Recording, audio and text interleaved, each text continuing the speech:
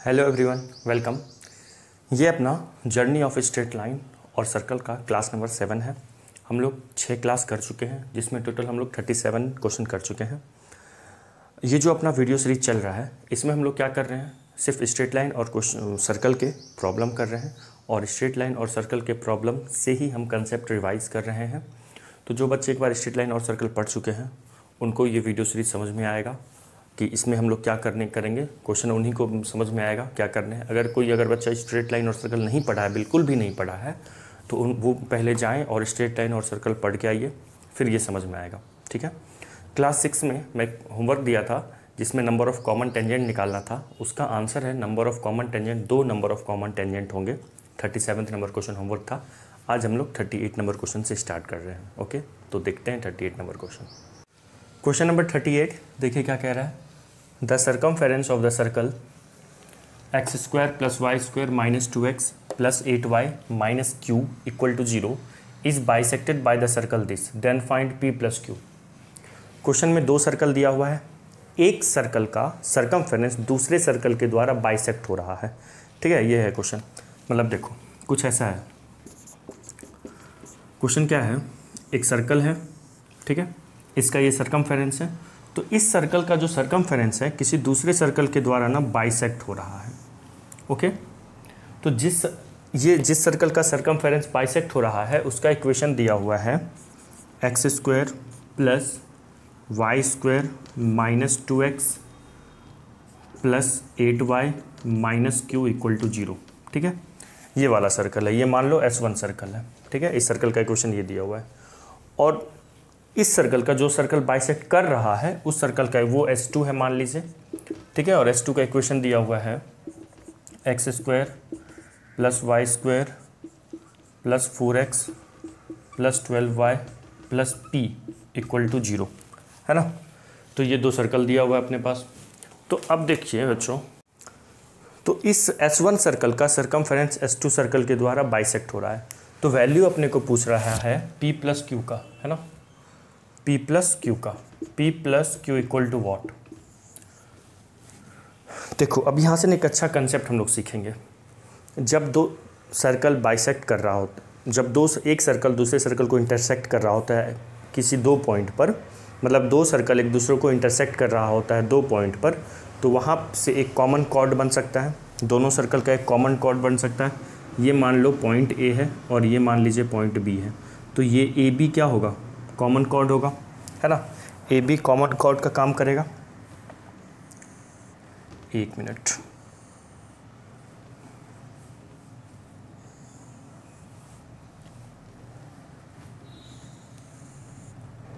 ठीक है, AB किसका काम करेगा, कॉमन कॉर्ड का काम करेगा। अब सुनो, तो ये जो कॉमन कॉर्ड का इक्वेशन होता है, 2 सर्कल का अगर इक्वेशन दिया होता है और दोनों सर्कल एक दूसरे को 2 जगह पे इंटरसेक्ट करता है, तो उनके पॉइंट ऑफ इंटरसेक्शन से कॉमन कॉर्ड बन सकता है। उस कॉमन कॉर्ड का जो इक्वेशन होता है वो होता है, ये AB का इक्वेशन हो जाएगा अपना S1 - S2 = 0। ऐसा हम पढ़ चुके हैं। क्या पढ़े हुए हैं कि किसी भी 2 सर्कल, कोई 2 सर्कल अगर 2 जगह इंटरसेक्ट कर रहा होता है तो वहाँ से क्या होता है, कॉमन कॉर्ड बनता है, और वो जो कॉमन कॉर्ड है उसका इक्वेशन होता है S1 - S2 = 0। तो यहाँ से इक्वेशन ऑफ AB क्या हो जाएगा, इक्वेशन ऑफ AB क्या हो जाएगा। अच्छा, आपको लग रहा होगा सर अपने को तो p + q निकालना है, ये कॉमन कॉर्ड का इक्वेशन क्यों निकाल रहे हैं। देखो समझते हैं।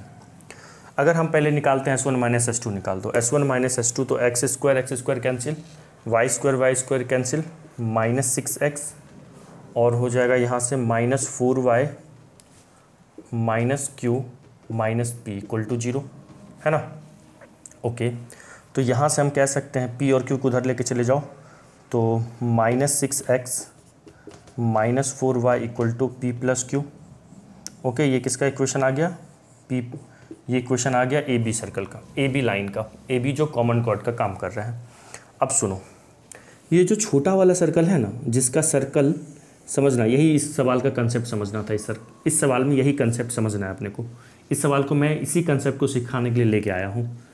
ये वाला जो सर्कल है, इसके लिए भी ये कॉर्ड का काम कर रहा है, और बड़े वाले सर्कल के लिए भी कॉमन कॉर्ड का काम कर रहा है। ये वाला जो सर्कल है, छोटा जो सर्कल है, इसके सर्कमफेरेंस को ये बड़ा वाला बाइसेक्ट कर रहा है। तो ये जो सर्कमफेरेंस को बाइसेक्ट कर रहा है मतलब ये वाला लेंथ और ये वाला लेंथ इक्वल होगा, समझना।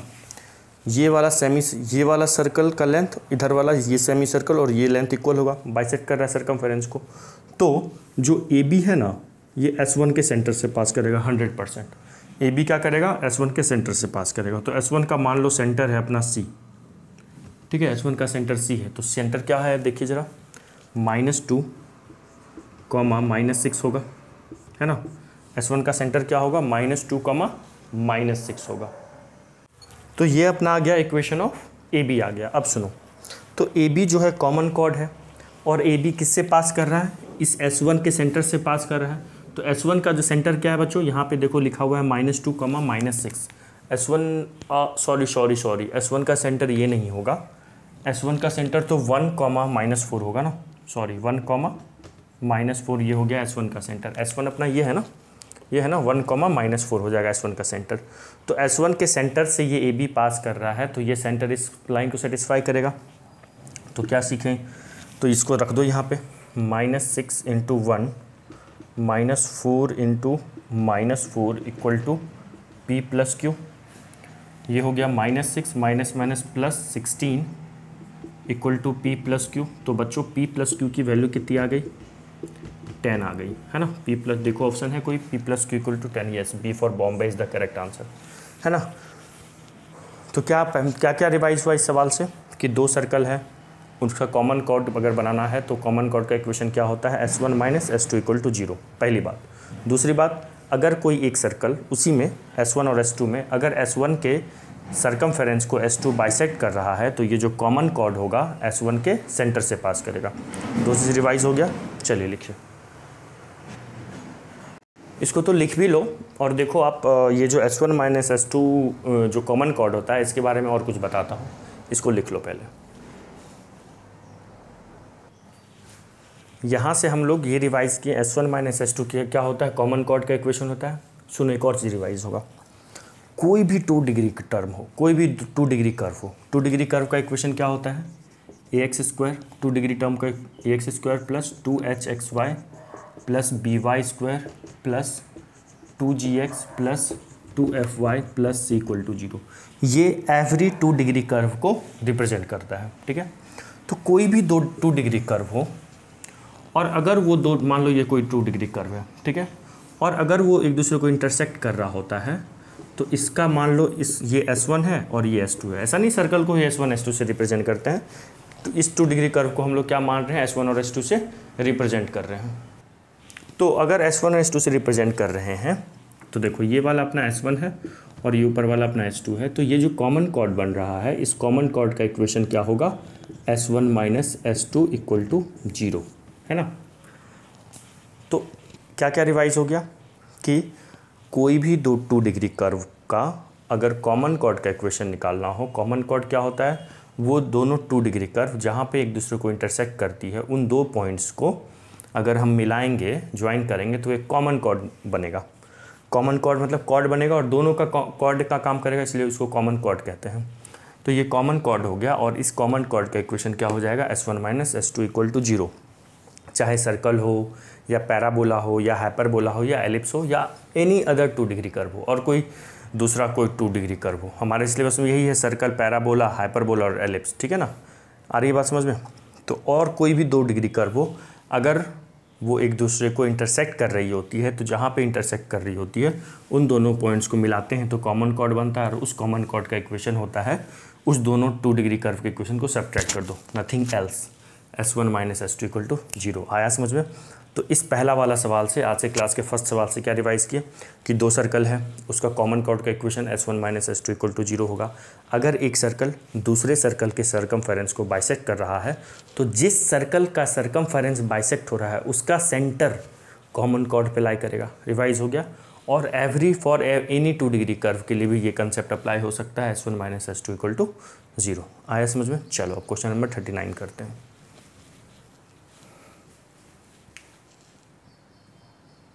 नाउ क्वेश्चन नंबर 39, देखिए क्वेश्चन 39 क्या है, find equation of circle having its centre at this. एक सर्कल का इक्वेशन निकालना है बच्चों, उसका सेंटर अपने को दिया हुआ है। And cutting an intercept of length 6 units on the line this. Okay, देखो एक सर्कल का सेंटर दिया हुआ है और उसका इक्वेशन निकालना है। तो सेंटर दिया हुआ है और अगर रेडियस पता चल जाएगा तो सेंटर रेडियस फॉर्म लगा देंगे, सिंपल, ठीक है। अब रेडियस निकालने के लिए कुछ और इन्फॉर्मेशन सवाल में दिया हुआ है। देखो क्या दिया हुआ है कि एक स्ट्रेट लाइन है, एक कोई स्ट्रेट लाइन है, वो है कुछ ऐसे मान लो पास कर रहा होगा, ठीक है। उस स्ट्रेट लाइन का इक्वेशन क्या है, 2x minus 5y plus 18 equal to 0। इसका सेंटर दिया हुआ है ना, हाँ सेंटर दिया हुआ है बच्चों, सेंटर है 3,-1। ये मान लो ये कॉर्ड है AB, है ना, ये जो लेंथ ऑफ इंटरसेप्ट है ये AB है।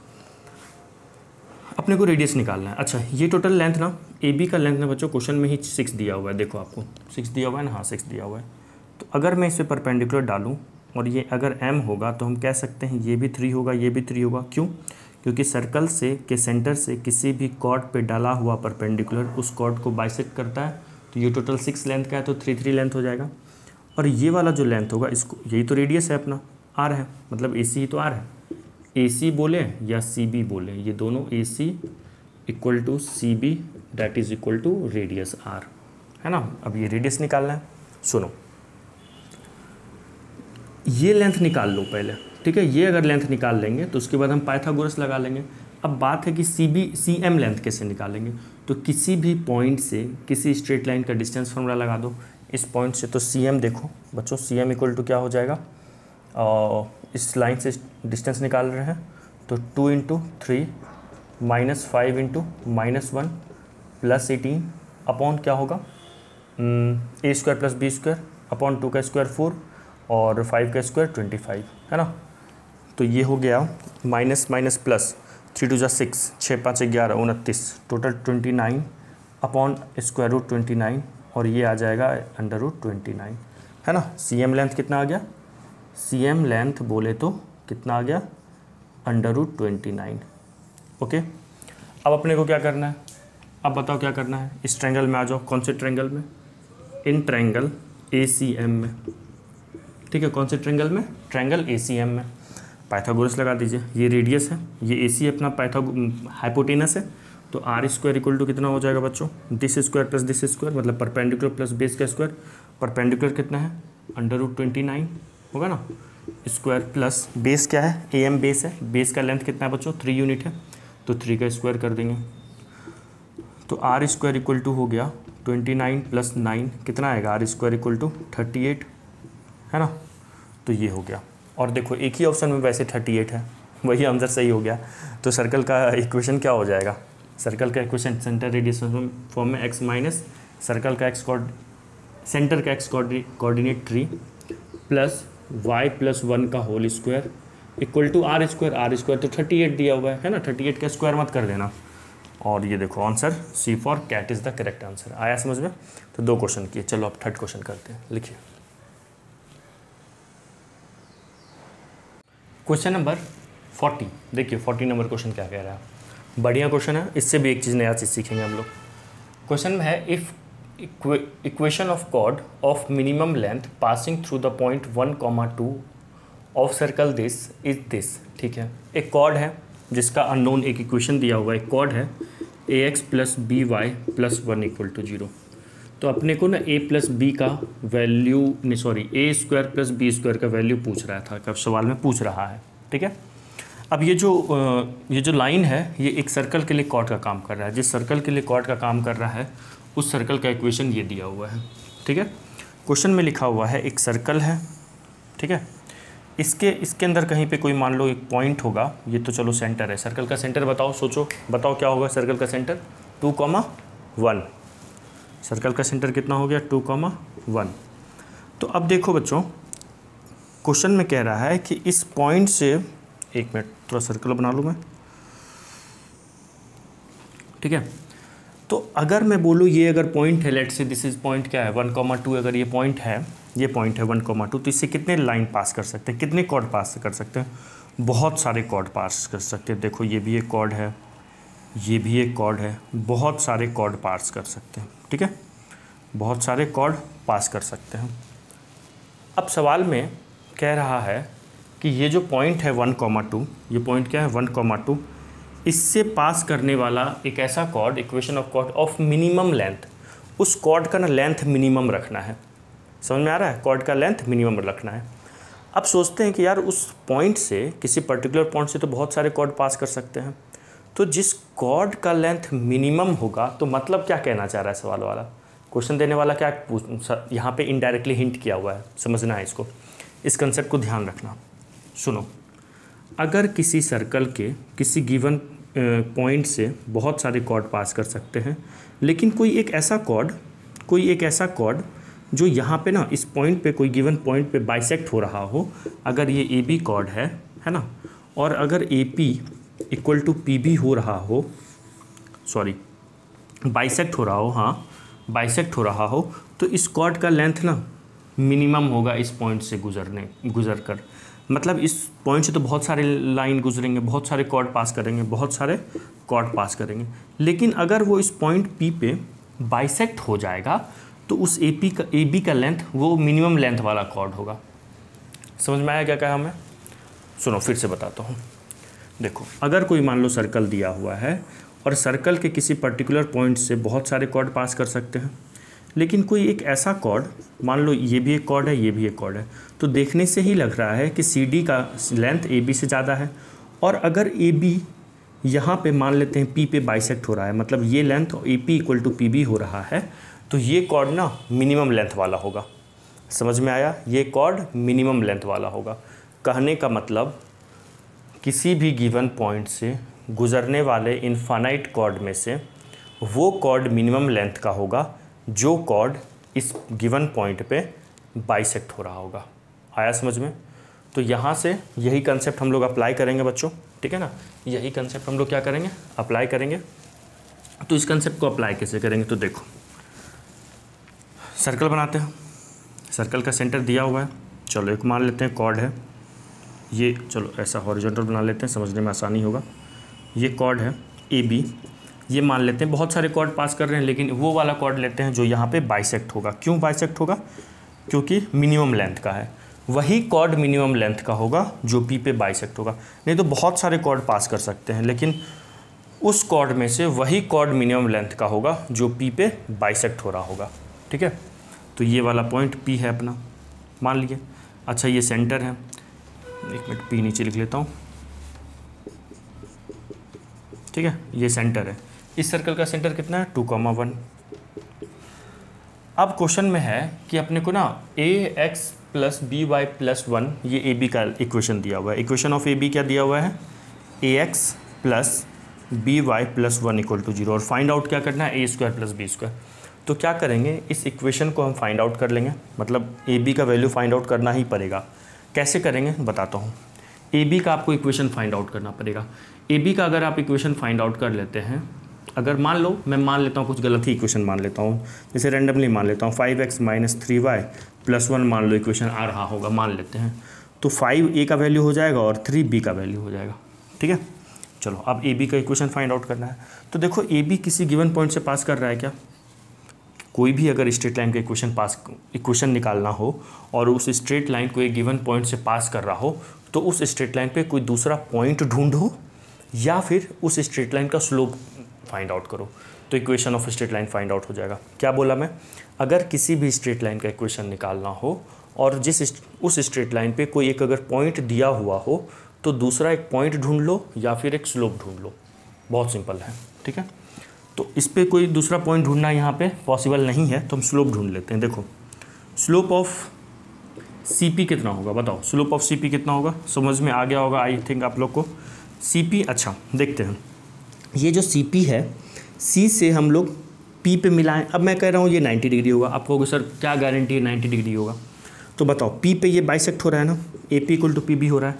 अगर पी पे बाइसेक्ट हो रहा है और हम ऐसा जानते हैं कि किसी भी सर्कल के सेंटर से किसी कॉर्ड पे डला हुआ लाइन जो उस कॉर्ड को बाइसेक्ट करता है, हम कह सकते हैं कि ये सी पी इसको बाइसेक्ट कर रहा है ना, तो उस कॉर्ड पे वो लाइन परपेंडिकुलर होता है। किसी भी सर्कल के सेंटर से किसी कॉर्ड पे जाने वाला लाइन अगर उस कॉर्ड को बाइसेक्ट कर रहा होता है, तो वो लाइन उस पर लंबवत होती है, मतलब परपेंडिकुलर होती है। तो ये परपेंडिकुलर है, तो उससे फ़ायदा क्या होगा? देखो, सी पी का पहले स्लोप निकाल लो। 1 - 2 अपॉन 2 - 1 डैट इज़ -1। तो ए बी इसके परपेंडिकुलर है, तो स्लोप ऑफ ए बी क्या हो जाएगा, ए बी हो जाएगा -1 upon slope of C P, है ना। तो that is -1 upon -1 that is 1। Slope of C P पता चल गया। अब equation of slope of A B पता चल गया। अब इक्वेशन ऑफ ए बी निकाल लो। So simple, y minus y1 मतलब पॉइंट जिससे पास कर रहा है, m तो 1 है, x माइनस x1, तो ये हो गया y minus 2 equal to x minus 1। और मैं यहाँ लिख दो बच्चों, चलो लिख देता हूँ, चलो यहाँ लिखते हैं।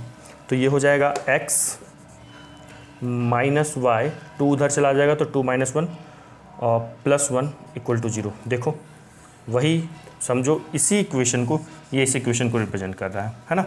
तो a का वैल्यू कितना आ गया 1, b का वैल्यू कितना आ गया -1। तो क्या फाइंड आउट करना था, a square plus b square find out करना था। तो a का स्क्वायर प्लस b का वैल्यू -1 है, आंसर आ गया 2। आया समझ में। तो देखो option B for bubbly is the correct answer.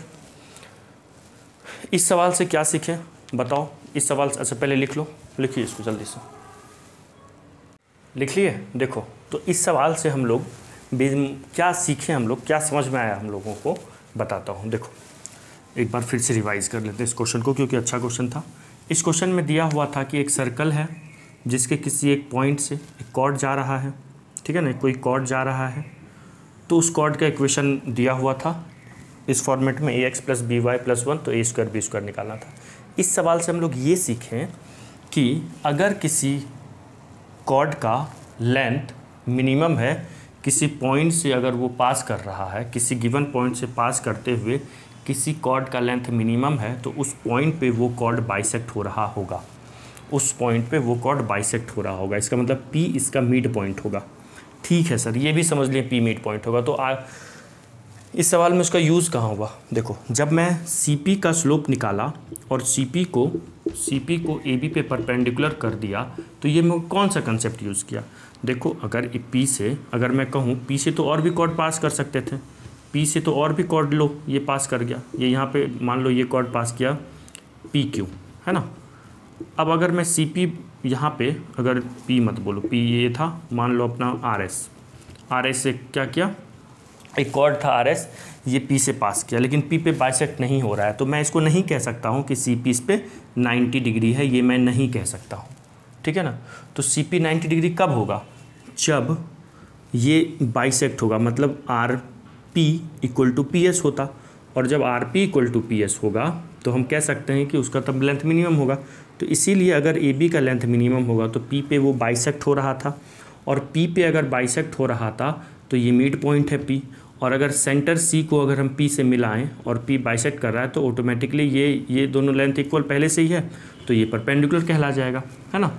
ये परपेंडिकुलर कहला गया, तो हमें स्लोप निकालने में फ़ायदा हुआ, AB का स्लोप निकालने में। AB पे एक पॉइंट दिया हुआ था, एक स्लोप चाहिए था, तो वो स्लोप निकालने के लिए ही इनडायरेक्टली ये हिंट दिया हुआ था ऑफ मिनिमम लेंथ। आया समझ में ना। तो ये कंसेप्ट यूज़ हुआ और ये कंसेप्ट रिवाइज हुआ। चलिए अब क्वेश्चन नंबर 41 करते हैं।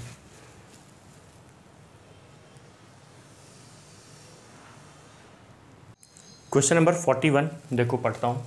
A rectangle is inscribed in a circle with diameter lie along the line this। एक रेक्टेंगल है जो इस किसी सर्कल के अंदर इंस्क्राइब्ड है, उस सर्कल का डायमीटर इस लाइन के अलॉन्ग है, ठीक है, यहाँ तक का ये मतलब है। If the two adjacent vertices of rectangle are this and this, दो एडजेसेंट वर्टेक्स दिया, अपोजिट वर्टेक्स नहीं, एडजेसेंट वर्टेक्स दिया हुआ है। Then the area of the rectangle is in square unit, area of rectangle पूछ रहा है। देखो एक कोई सर्कल है, ठीक है, इसके अंदर एक, अच्छा रुको थोड़ा बड़ा फिगर बनाते हैं, समझ में आएगा अच्छे से। एक सर्कल है, ठीक है, इसके अंदर कोई रेक्टेंगल इंस्क्राइब्ड है, ठीक है। अब देखिए एग्जैक्ट फिगर तो बनाना मुश्किल है, रेक्टेंगल दिखेगा, ये स्क्वायर जैसा दिख रहा होगा या सर्कल, तो बस ये रफ फिगर है एक, ठीक है। दिल पे मत ले लेना कि सर ये रेक्टेंगल जैसा नहीं दिख रहा, ये सर्कल जैसा नहीं दिख रहा, ABCD, ठीक है। ये अपना एक रेक्टेंगल है, दो एडजेसेंट वर्टेक्स दिया हुआ है, तो मान लेते हैं एक वर्टेक्स 5 क्या है, क्या दिया हुआ है वर्टेक्स बच्चों, -8,5 -8,5 और एक वर्टेक्स दिया हुआ है 6,5, ठीक है। अब देखो इसका कहीं सेंटर होगा सर्कल का, तो सर्कल का जो सेंटर, अब डायमीटर अलग किसी लाइन के अलॉन्ग है तो डायमीटर तो ये भी हो सकता है, देखना इसको लिखना मत, इसको मत अभी मिटाना है इसको, ठीक है। ये भी हो सकता है डायमीटर, या हो सकता है डायमीटर ये भी हो सकता है ना, हो सकता है डायमीटर ये भी हो सकता है। तो मैं यहाँ पे ना ये इसलिए बनाया, डायगोनल भी डायमीटर का काम करेगा, देखो इसलिए बनाया क्योंकि ये जो इस स्ट्रेट लाइन का इक्वेशन है, क्या ये कहीं डायगोनल ही तो नहीं है, डायगोनल का इक्वेशन ही तो नहीं, ज़रा चेक करके देखते हैं। अब वो सर कैसे चेक करेंगे, अगर वो AC डायगोनल होगा, ये जो स्ट्रेट लाइन क्या दिया हुआ है 3y = x+7, अगर ये AC डायगोनल के अलॉन्ग होगा, ये लाइन AC डायगोनल के अलॉन्ग होगा, तो कन्फर्म है कि पॉइंट A इसको सेटिस्फाई करेगा। ये जो -8,5 है, सेटिस्फाई करके देखो तो कर रहा है क्या, ये हो गया 15 = -8+7, नहीं कर रहा, मतलब चलो AC डायगोनल तो नहीं है। 6,5 को सेटिस्फाई करवा के देखो बच्चों, 6,5 को, तो ये हो गया 15, 6, 7, 13, ये भी गलत है। तो इसका मतलब, हाँ सही है, ये भी गलत है। तो इसका मतलब ये जो स्ट्रेट लाइन दिया हुआ ये डायमीटर का लॉन्ग तो है बट डायगोनल नहीं है, ठीक है ना, डायगोनल के लॉन्ग नहीं है। इसका मतलब ये जो मैं अभी ये जो स्ट्रेट लाइन है, मान लो ये जो बना हुआ है, देखो सर्कल के मान लीजिए सेंटर से पास कर रहा है, लेट सेंटर इज O से पास कर रहा है, तो ये डायगोनल का है, डायगोनल के अलॉन्ग है। और इस स्ट्रेट लाइन का इक्वेशन क्या दिया हुआ है 3y = x+7, ये क्या दिया हुआ है स्ट्रेट लाइन का इक्वेशन, स्ट्रेट लाइन का इक्वेशन क्या दिया हुआ है 3y = x+7, ठीक है। अब देखो यहाँ पे ना सवाल में ना अपने को ना पूछ रहा है रेक्टेंगल का एरिया पूछ रहा है, तो रेक्टेंगल का एरिया तो L × B होता है, ठीक है, तो लेंथ इंटू ब्रेथ। तो अगर हम यहाँ पे रेक्टेंगल का एरिया क्या होगा, एरिया ऑफ रेक्टेंगल ABCD = मैं कह सकता हूँ AB का लेंथ इंटू BC का लेंथ, कोई दिक्कत इसमें, AB का लेंथ इंटू BC का लेंथ, या हम कह सकते हैं AB का लेंथ इंटू AD का लेंथ, कुछ भी कह सकते हैं, ऐसा कुछ कह सकते हैं, है ना। तो यहाँ पे AB का लेंथ तो निकल जाएगा, कैसे निकलेगा AB का लेंथ, डिस्टेंस फार्मूला से। तो चलो एक लेंथ निकाल के रख लेते हैं AB का लेंथ। AB का लेंथ कितना होगा, AB = हो जाएगा √ दिस माइनस दिस, -8 - 6 का होल स्क्वायर और +5 - 5 का होल स्क्वायर। बच्चों ये तो 0 हो जाएगा, -8 - 6 -14 का स्क्वायर मतलब 14 का स्क्वायर, डेट इज़ 14। AB आ गया अपना 14, क्या आ गया AB का लेंथ बच्चों कितना आ गया है 14 आ गया है, ये ध्यान रखिएगा AB कितना है अपने पास 14 है ना। नाउ अब हम लोग का काम है या तो C निकालना है या तो D निकालना है। C या D आ जाएगा तो या तो BC आ जाएगा या तो AD आ जाएगा, फिर अपना लेंथ आ जाएगा, सॉरी एरिया आ जाएगा। अब वही C और D निकालने पे अपने को खोपड़ी लगाना है। अब अपना कैसे नहीं लगेगा, देखो लगाते हैं दिमाग। ये अच्छा एक बात बताइए, ये सेंटर और ये क्या है, सर्कल का सेंटर है, तो इस स्ट्रेट लाइन पे लाई कर रहा है, ठीक है। If the 2 adjacent side of the vertex दिया हुआ है, ओके, देन द एरिया। बताओ, सोचो कैसे निकलेगा, सोचो ज़रा कैसे फाइंड आउट हो सकता है, बताइए। एक बात बताइए आप लोग मुझे कि ये जो पॉइंट है, अगर मैं सर्कल के, ये जो सर्कल का सेंटर है और ये AB तो कॉर्ड का भी काम कर रहा है, तो सर्कल के सेंटर से कॉर्ड पे हम परपेंडिकुलर मान लो डाल दिए, ठीक है। लेट से दिस इज़ M, मान लेते हैं ये M है, तो M का अगर मैं पूछूं कोऑर्डिनेट क्या होगा, सर्कल के सेंटर से किसी भी कॉर्ड पे डाला हुआ परपेंडिकुलर उस कॉर्ड को बाइसेक्ट करता है, तो हम कह सकते हैं ये जो M है AB का मिड पॉइंट है, तो मिड पॉइंट थ्योरम लगा के ये निकाल दो, दिस प्लस दिस मतलब हो जाएगा ये अपना -1 और 5, -1,5 है ना। आप मुझे ये बताओ, क्या ये वाला line AB line x axis के पैरेलल है? अरे सर अचानक से ये क्या कह दिया, देखो ये जो लाइन AB है ये x एक्सिस के पैरेलल है, क्यों बताता हूँ। ये मान लो y एक्सिस है, ये x एक्सिस है, लेट से इस वाले पॉइंट का कोऑर्डिनेट है -8,5 है ना, और एक पॉइंट है, अरे सॉरी ये मान लो B है, ठीक है, 6, और यहाँ पे है ये 6,5 और यहाँ पे है मान लो A -8,5, तो इसका y कोऑर्डिनेट सेम है, तभी तो y कोऑर्डिनेट सेम है ना। y कोऑर्डिनेट अगर सेम होता है दो पॉइंट का, तो वो पॉइंट क्या होता है, x एक्सिस के पैरेलल होता है। देखो -8,5 ये पॉइंट है और ये पॉइंट B 6,5 है, तो दोनों का x कोऑर्डिनेट वेरी कर रहा है, y कोऑर्डिनेट वही है, तो मतलब x एक्सिस से ऊंचाई उतनी ही होगी, हाइट मतलब x क्या है ये, एक्स एक्सिस के पैरेलल है, ये वाला लाइन एक्स एक्सिस के पैरेलल है। ओके, तो हम कह सकते हैं अगर ये लाइन एक्स एक्सिस के पैरेलल है तो ये ओ एम लेंथ, क्या ये जो ओ एम लाइन है ये वाई एक्सिस के पैरेलल होगा, कह सकते हैं। और अगर दो लाइन अगर एक लाइन एक्स एक्सिस के पैरेलल होता है तो उस लाइन पे दो पॉइंट का वाई कोऑर्डिनेट सेम होता है। तो इस लाइन पे, और अगर वाई एक्सिस के पैरेलल होगा तो क्या कौन सा कोऑर्डिनेट सेम होगा बताओ, एक्स कोऑर्डिनेट सेम होगा ना। देखो लेट से मान लेते हैं एक पॉइंट है यहाँ पे ये, और एक पॉइंट ये, देखो अगर ये मान लो ए बी है तो ए का Y coordinate, sorry X coordinate वही होगा जो बी का एक्स कोऑर्डिनेट होगा।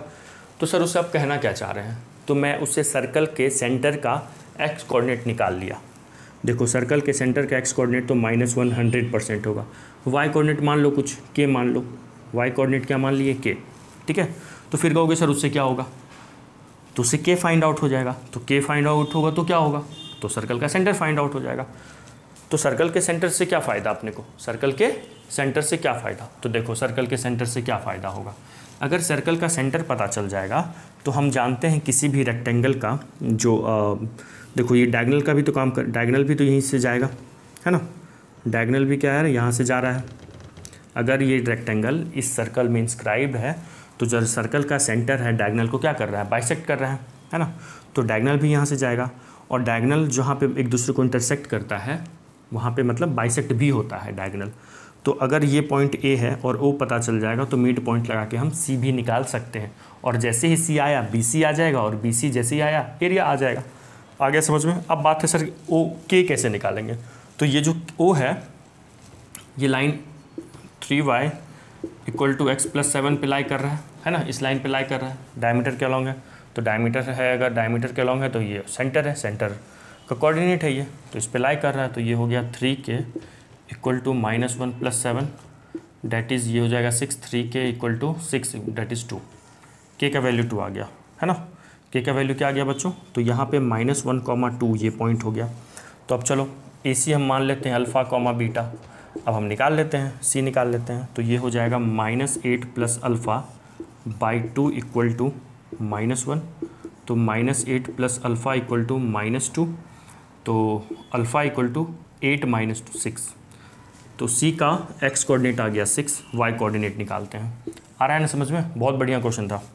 वाई कोऑर्डिनेट निकालते हैं, 5 + β/2 = k होगा ना, 5 + β/2 = k। तो ये हो गया बीटा = अरे के का वैल्यू तो निकाले हुए हैं ना, के का वैल्यू तो 2 निकाले हुए हैं।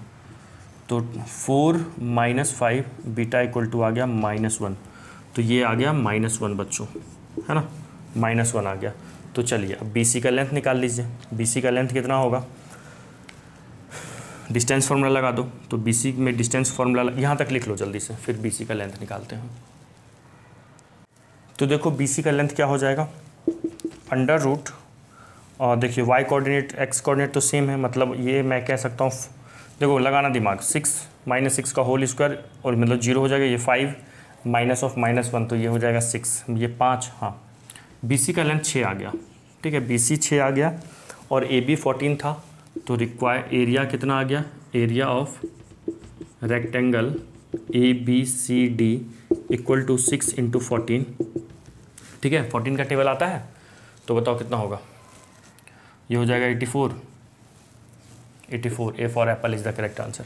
अब सुनो, अगर मुझे ये वाला लेंथ, मैं थोड़ा सा क्वेश्चन को और छोटा कर रहा हूँ, मतलब सॉल्यूशन को, हमें सी निकालने की ज़रूरत नहीं थी। क्यों, क्योंकि देखो जितना ये लेंथ होगा, ओ एम लेंथ होगा, उतना ही ये वाला भी लेंथ होगा ना। इंस्क्राइब्ड है तो ये भी, ये मान लो एन है तो ये भी लेंथ उतना ही होगा। तो अब देखो अगर एम पता है और ओ पता है तो इनके बीच का डिस्टेंस देखिए कितना होगा। एक्स कोऑर्डिनेट तो सेम, वाई कोऑर्डिनेट देखो यहाँ से ये 5 है और इसका वाई कोऑर्डिनेट कितना है, 7 है ना। तो इनसे तुम डिस्टेंस फार्मूला लगा के निकाल लेते, फिर इसका ट्वाइस कर देते तो ये पूरा आ जाता। ये वही लेंथ होगा जो बी सी लेंथ होगा और जो ए डी लेंथ होगा। आया समझ में। तो यहाँ से भी हम लोग कह सकते थे ये जितना लेंथ होगा उतना ही ये होगा। ये लेंथ निकाल लेता, ट्वाइस कर लेता, ये पूरा आ जाता, ये पूरा आ जाएगा तो ये भी आ जाएगा और ये भी आ जाएगा। आया समझ में।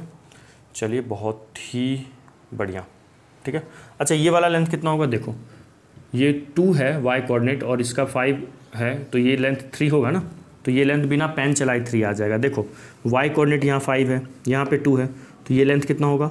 अब देखो ये तो मैं रफ फिगर बनाया हूँ, ये लाइन ऊपर होता तो 5 और 2 के बीच का डिस्टेंस 3 यूनिट होगा, ये 3 तो ये भी 3, ये टोटल 6 तो ये भी 6, तो देखो ऐसे 6 भी आया था, है ना। तो थोड़ा सा छोटा हो जाता सवाल ऐसे करते तो। बढ़िया क्वेश्चन था। चलिए अब नेक्स्ट क्वेश्चन करते हैं, देख लीजिए क्वेश्चन नंबर 42। देखो क्या लिखा हुआ है क्वेश्चन। अच्छा ये वाला सवाल ना बच्चों जी मीन्स 2020 में आ चुका है ना, ये मेन 2020 में आ चुका सवाल है। चलो देखते हैं क्या कहते हैं। इफ़ द लाइन दिस, एक लाइन है 2x minus Y plus 3 equal to 0 is at distance of 1/√5 और sorry 1/√5 and 2/√5 from the lines this and this respectively, ठीक है। Then the sum of all possible values of alpha beta.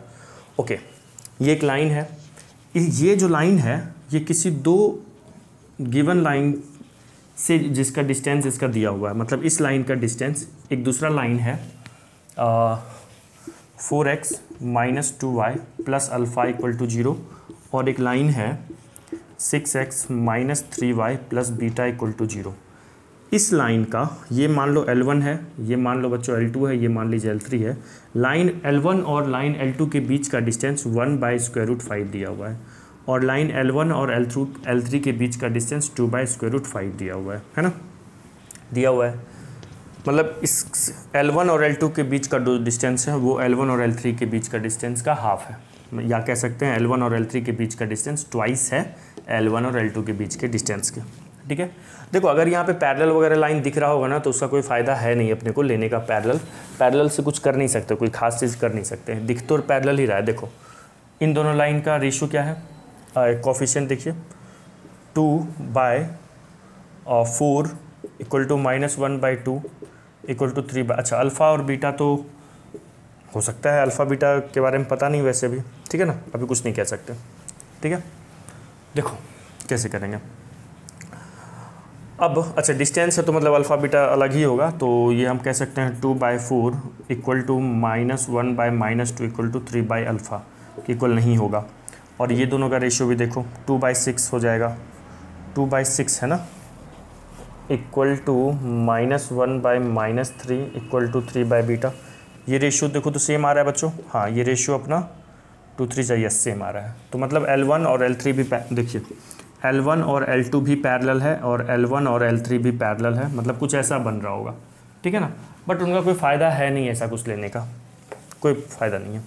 देखो तो कैसे करेंगे इस क्वेश्चन को, सिंपल है, बहुत आसान है। L1 और L2 के बीच का डिस्टेंस का फॉर्मूला लगा दो और L1 और L3 के बीच के डिस्टेंस का फॉर्मूला लगा दो और देखो दोनों लाइन ना पैरेलल है, ये L1 L2 पैरेलल है, L1 L3 पैरेलल है तो पहले हम लगाते हैं L1 एंड L2 के लिए, ठीक है। तो डिस्टेंस फार्मूला लगाओ। हाँ याद रखिएगा जब भी दो पैरेलल लाइन के बीच का डिस्टेंस फार्मूला लगाते हैं तो दोनों स्ट्रेट लाइन के x एक्सिस और y एक्सिस का कोफिशिएंट सेम होना चाहिए। देखो इसका 2 है -1 है, यहाँ पे तो नहीं है, तो L1 को हम और क्या बना सकते हैं, L1 को मैं बना सकता हूँ, ध्यान देना 2 कॉमन ले लिए तो 2x minus Y plus alpha equal to 0, ठीक है। फिर यहाँ पे भी डिस्टेंस फार्मूला लगाना है तो इसलिए कॉमन ले लो, 3 कॉमन आ रहा है तो 2x minus Y plus beta equal to 0। बच्चों ये मैं क्यों कॉमन लिया, क्योंकि मुझे डिस्टेंस फार्मूला लगाना था दो पैरेलल लाइन के बीच, और जब भी दो पैरेलल लाइन के बीच का डिस्टेंस फार्मूला अप्लाई करना हो तो दोनों का x और y का कोफिशिएंट सेम बना लिया तभी अप्लाई होगा। आ रही है बात समझिए, 1 मिनट, ठीक है ना। चलिए तो L1 और L2 के बीच लगाते हैं तो क्या होता है distance formula C1 minus C2, तो 3 माइनस अल्फ़ा/2 अपॉन क्या होगा a² plus b² under root में, तो 2 का स्क्वायर 4 और -1 का स्क्वायर 1, ये किसके इक्वल है 1/√5 के इक्वल है ना। मॉड लगा दो तो ये √5 कट जाएगा, तो यहाँ से 3 माइनस अल्फ़ा, ये ले लें क्या हम, और एलसीएम ले लेते हैं, 2 3 जा 6 और माइनस अल्फ़ा/2 का मॉड किसके इक्वल हो गया -1 के इक्वल, सॉरी 1 के इक्वल हो गया। मॉड को हटाओ, जैसे ही मॉड हटेगा बच्चों किसी भी एक साइड प्लस माइनस ले लो, प्लस -1 ले लिए। अब अगर हम पॉजिटिव यहाँ से कंसीडर करते हैं, पॉजिटिव कंसीडर करते हैं तो 6 माइनस अल्फ़ा/2 इक्वल टू 1, तो यहाँ से 6 माइनस अल्फ़ा इक्वल टू 2 हो जाएगा, और अल्फ़ा उधर गया तो ये अल्फ़ा की वैल्यू यहाँ से बच्चों 4 आ गई, है ना। फिर अभी क्या करो, निगेटिव कॉम कंसीडर करो, माइनस कंसीडर करो यहाँ से, तो 6 minus alpha by 2 that is equal to -1, तो 6 minus alpha equal to -2, alpha उधर गया 2 इधर आ जाएगा, तो यहाँ से अल्फ़ा की वैल्यू 8 हो जाएगी, है ना। अल्फ़ा की वैल्यू हम लोग क्या क्या निकाल चुके हैं, क्या क्या निकाले, 4 और 8, तो मैं यहाँ पे लिख के रख लेता हूँ, ठीक है। अल्फ़ा की वैल्यू क्या आ गई है, 4 एंड 8। चलिए अब बीटा पे फोकस करते हैं, है ना, बीटा पे फोकस करते हैं, लिखिए इसको। नाउ L1 और L3 को कंसीडर करते हैं, L1 एंड L3 को, इनके बीच का डिस्टेंस फार्मूला लगा दो, 3 minus beta by 3 upon √a² plus b², तो 2 का स्क्वायर 4 और -1 का स्क्वायर 1 हो जाएगा। मॉड में डिस्टेंस फार्मूला क्या दिया हुआ है, √2/√5 दिया हुआ है, तो ये कैंसिल हो गया, तो 3 minus beta by 3 equal to क्या आ गया, +-2 आ गया, है ना, +-2 आ गया। अब यहाँ से इसको सॉल्व कीजिए, एक बार प्लस ले लो, पॉजिटिव लेते हैं, तो 3 minus beta by 3 equal to 2 आ रहा है, 3 को उधर भेज दो, तो minus beta by 3 equal to 2 minus 3 -1, तो माइनस माइनस कैंसिल हो गया, बीटा का वैल्यू कितना आ रहा है, यहाँ से बीटा का वैल्यू 3 कॉमन लिए ना, हाँ ठीक है, बीटा का वैल्यू बच्चों यहाँ से एक 3 आ गया, ठीक है। चलो लिख लीजिए, फिर माइनस लेंगे, फिर अब माइनस कंसीडर करते हैं, ये लिख लिए, रफ कर दूँ, बीटा का एक वैल्यू तो चलो 3 आ गया। अगर मैं यहाँ पे माइनस लूँ तो ये -2 होगा, और ये अगर -3 उधर जाएगा तो ये हो जाएगा -3 -2, और ये 3 उधर गया तो -3 -2 कितना हो गया, -5, माइनस माइनस चला गया, बीटा का वैल्यू एक आ गया 15, तो एक वैल्यू क्या हो गया 15, ठीक है। तो अब किसकी वैल्यू निकालनी है अपने को, sum of values of alpha and beta, है ना। अब सबको ऐड कर देते हैं, जो क्वेश्चन में कह रहा है, क्या कह रहा है, अल्फ़ा और बीटा का जो भी वैल्यू आ रहा है उसका सम निकालना है। तो क्या क्या है, 4 + 8 + 3 + 15, तो ये हो गया, कितना आ गया बच्चों, 3 आ रहा है, तो ये हो गया 8 4 12, तो हाँ 30, मतलब 30 ऑप्शन है, yes, D for Delhi is the correct answer, आ गया। चलो आज के लिए इतना ही क्वेश्चन रहने दो, फिर नेक्स्ट क्लास में हम लोग और भी अच्छे अच्छे क्वेश्चन करेंगे।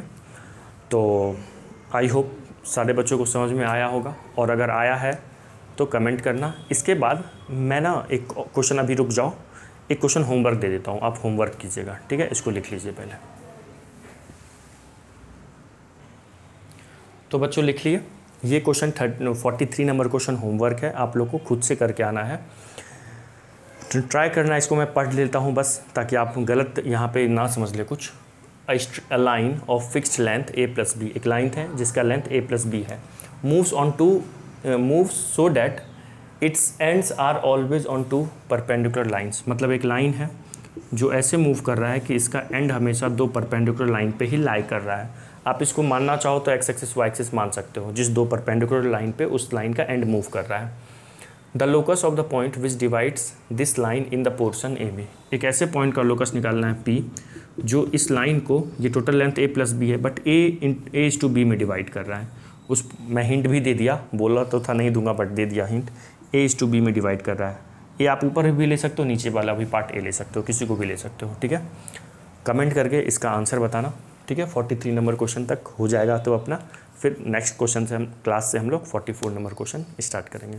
अगर वीडियो समझ में आ रहा है, मेरे पढ़ाने का तरीका समझ में आ रहा है, तो अपने फ्रेंड को शेयर करो, सब्सक्राइब करो, मुझे भी मोटिवेशन मिलेगा और अच्छे अच्छे क्वेश्चन लाऊंगा करके, ठीक है। Okay bye, have a nice day.